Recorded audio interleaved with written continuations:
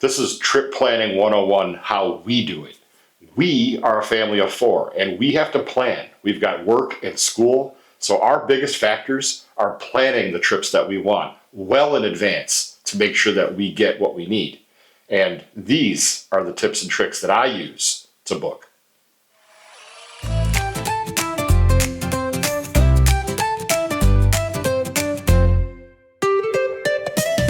This epic landscape holds secrets yet untold. Stories with our captain's logs and our trusty motorhome unfold.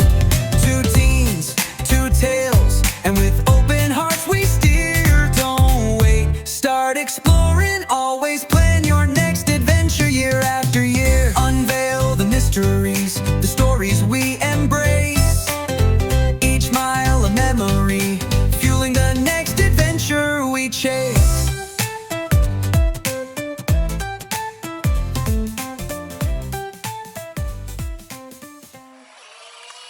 All right, everybody. So I've got a couple bullet points on things that I like to do when I go through the booking process and the planning out process of what we're going to do. We're here at the beginning of November 2025, and I'm talking about 2026. I actually already booked a 2026 campground like a month ago.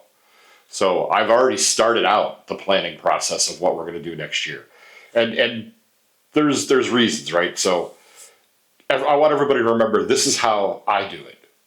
This isn't how you should do it, how you could do it. This is how I do it.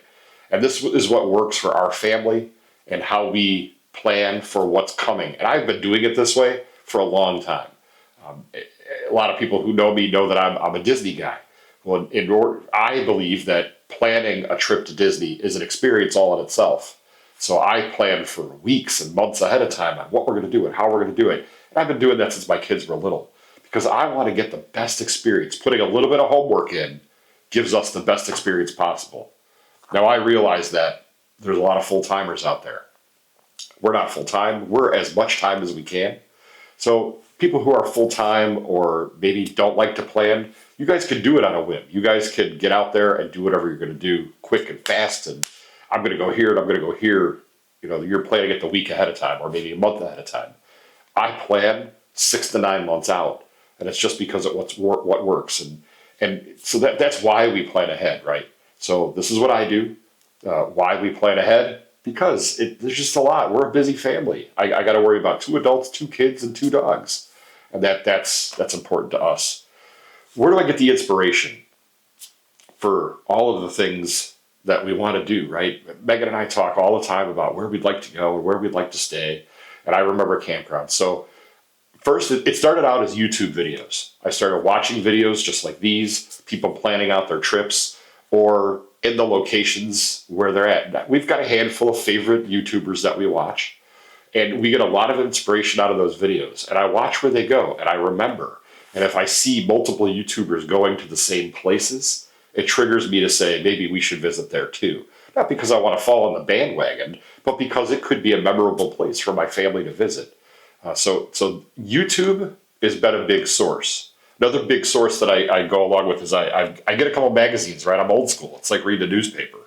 I get a couple different magazines, Family RV, because we're in the FMC. It used to be FMCA, Family Motor Coach Association. Now it's the FRVTA, Family RVing Association. But they send out a magazine. I think it's every 2 months. I've been getting these Wild Sam magazines. I don't know how I ended up getting them, but I ended up getting them somehow. And the newest one is RV Destinations. So I've been getting this magazine for a while. This one has the best pictures and articles, I think, because it's written by RVers for RVers. So I really like the stuff that comes out of here. So that's part of an inspiration. And then we just talk. Where do we want to go? We ask the girls, what do they want to do? Megan and I talk about different things and places, and we don't like to revisit the same places. We're always on the lookout for something new. We want to do as many of the national parks as we can. We're a little limited by school and work schedules, and we're going to get to that in a second. But we talk about what are some places that friends have gone to, family have gone to, and where would we like to see ourselves, and where does the time go? What time do we want to devote to what we do? We typically do 2 large trips every summer.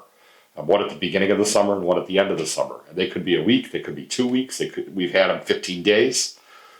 So we have different ways of how we gather that inspiration and talk about where we're going. We do a lot of, another bullet point that we've got here is family talk.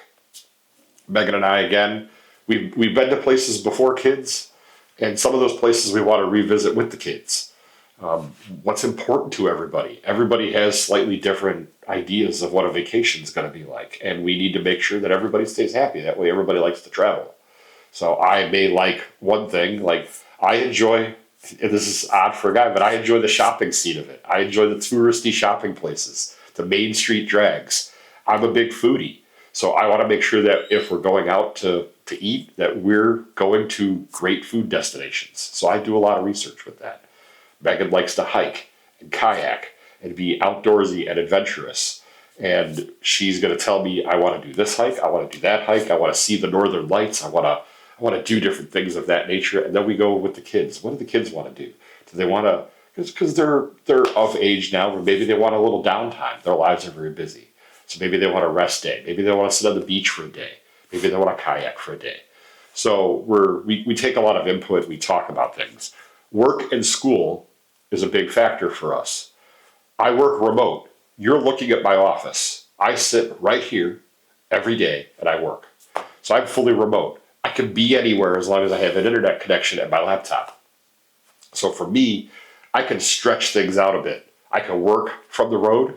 So it's easy for me to be able to travel. We can travel in the evenings or on the weekends. I can get to a place and say it's a Monday, I can log in and check my email or work. Do a little bit here, then maybe we go out to lunch and do a little bit more work. And then for the evening, we go do an activity. So I'm easy. Megan, on the other hand, goes to an office most of the week. However, she gets 3 times more time off than I do, like actual physical time off. So she plays her time off with her ability to travel, and I play it with my remote scheduling. The kids, on the other hand, are school. And again, we're not full-timers. We don't homeschool. They go to a physical building for school at our location. So we have to work around what times they have off. The normal stuff, spring break, Easter break, Thanksgiving, summer break, all that. We plan all of our travel around that. When we first started traveling, when COVID hit, and we were able to do anything, anywhere, that was great. But I understand the importance of socialization with my kids, and wanting them to be in a physical school is the way to go. In our opinion, it's just our opinion. But so I work around the school schedule, and it's worked just fine for our family. When it comes to when we decide where we want to go, and we pick those 2 big trips a year, we have 2 big trips, then we do a lot of weekenders. I do simple searching. I am not a member of any crazy subscription services. There's a lot of them out there for RVers, right? RV Trip Wizard and some of these others. I don't have any of that. I don't plan my trips that way. I don't need to. Google does just fine for me. I just Google search things. I will do simple searches. RV campground near the destination that I want to go to. And I can find all the campgrounds. I've got a couple apps on my phone too, right? I've got the Jellystone app, the KOA app. I've got another app called Upscale RV Resorts, which we've stayed at a couple of those that are absolutely fantastic. So I've got a couple apps. I've got All Stays. I've got some stuff like that, but I don't subscribe to anything. I find that the fewer apps and the simple Google searches have been the best tool for me. So I use Google Maps to plot out the trip. I make sure that it's within reason. So we'll find a major destination, say it's a national park, and I will see what else is around it. Maybe there is a national monument we can visit. Maybe there is an interesting place in a city we can visit, or a cool museum. So that's how I start to think about and mold the trip into what we want it to be with the time that we have. Megan and I just had a conversation the other night where I said, I think we're going to have to rework a trip because of this, and this, and what was around it. So it just makes better sense. And how I planned the route from home to around and back to home. To maximize our time, it's all about maximizing the time we have. So a lot of that. Google Maps has been great. Mileage, I can tell it to avoid certain things. I can go around other things. And then I also look for fuel stops using my Open Roads app. That's a big factor too. Am I able to get fuel in the places I need to get fuel? And is it cheaper fuel? Do I have to buy fuel before or after a destination because it's cheaper? I'm all about saving money on fuel because fuel is our next biggest expense. All right, so we've started to narrow down the campgrounds we want to go with, and I'm actually going to book one of them right now. So this is booking one of the Big Rock campgrounds that I wanted to get, that I've done the research for and really like. So we're booking this one first, and I will book the other two around it for this compilation trip because we're going to a couple different destinations in the same period. So I'm going to get on. We're going to book this campground, and I'm going to go over a couple of reasons why we're going this direction.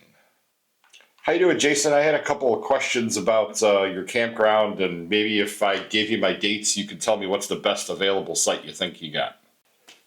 Sure, I'd be leaning a little bit more towards the clifftop sites. Those are the ones I've been looking at.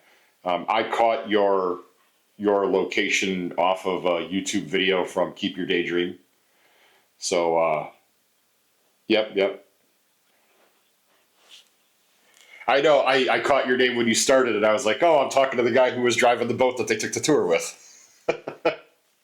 All right, so I was lucky enough to be able to call the campground. I spoke with the campground owner, and he gave me the lowdown on where I should pick when I'm looking at the Pines of Kebatagama RV park here in northern Minnesota. So they have a really great interactive website here. And I called them and I said, I'm looking at one of the clifftop RV sites. And which one do you suggest that's open for my time frame? So he gave me two different sites that he would choose from, site number 4 or site number 10. His personal preference was site number 4. It's a little secluded. It's by itself. It's also 8 to 10 feet higher than some of the sites around it. So you're going to get a little bit of an extra view, possibly. And since it's a pull-through, I can come in from this way, or I can come in from this way. Depending on which way I come in, left to right or right to left, will depend on what side my hookups are on, which really isn't that big of a deterrent, but he wanted to make sure that I understood which way to face the lake, right? If I want to face the lake, I'm going to want to come in this way. Well, the hookups are over here. So he wanted to just be upfront and say, my hookups will then be on my campsite, and I'll need some extra stuff to be able to run to that. If the site's that great, I won't have a problem doing that. So we're going to book site number 4. That's what we're going to go with. Awesome. So that's done. Now we're going to call him back and book the tours because I want to make sure that we get everything the way we want it. Oh, hey Pete. Good. How are you? Good. I went ahead and booked site number 4, and now I'd kind of like to secure the couple tours that we want to do. Brilliant.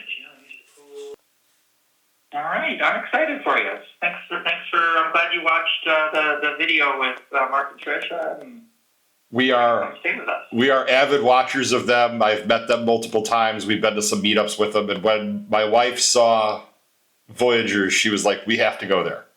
So, oh, that's awesome. We decided, with our family travel plans for next year, that this would be a stop for us. We're going to go to. My wife used to go to Cass Lake a lot as a kid. So I think we're going to go there, and we're going to go do the headwaters of the Mississippi, kind of because it's over in that area. And then after we leave you guys, we're going to go ahead. I was going to say, over in Itasca, Bemidji, go jump across the Mississippi River. Yep. That's fun. We're going to do that. And then after leaving you guys, we're going to head over towards the Isle Royale area like Mark and Trish did. So. Yeah, book that early. Book that as early as humanly possible. Now, we fill up, but not nearly those ferry rides from the national park. If you're going to do it through the park to get to